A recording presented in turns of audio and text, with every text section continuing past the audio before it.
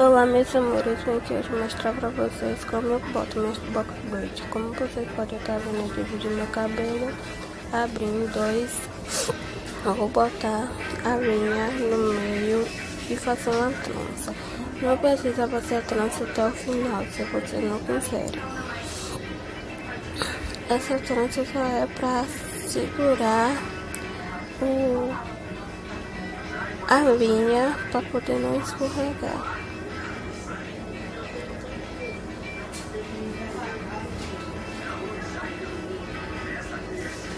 Como vocês viram, fiz a trança aí, segurei o cabelo e uma parte da linha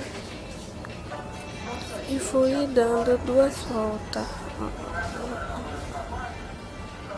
até eu sentir que estava bem preso.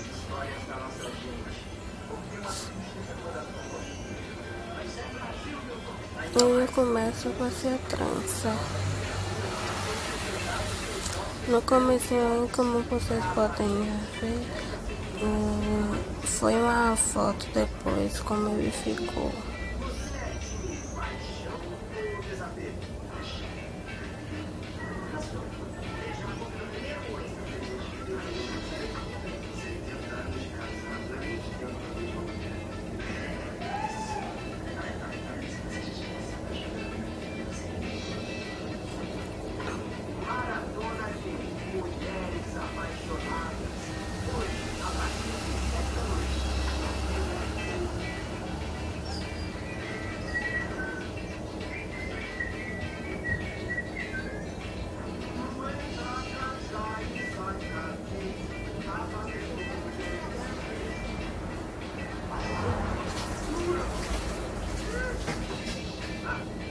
Vocês sempre vão passando a mão porque ela embola e dá muito trabalho de desembolar.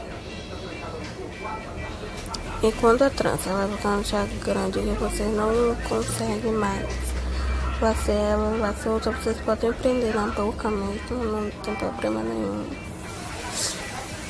E fazer a sua trança.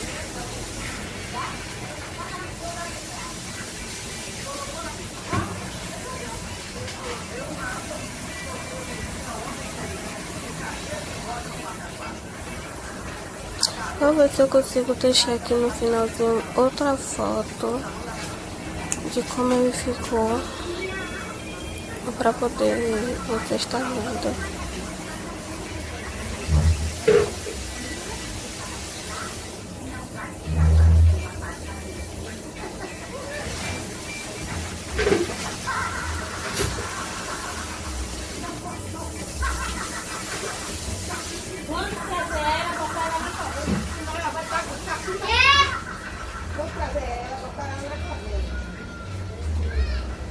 Aí vocês pegam um fiozinho das que tá sobrando e vai amarrando até vocês sentirem que tá bem preso e vem cortando com a tesoura.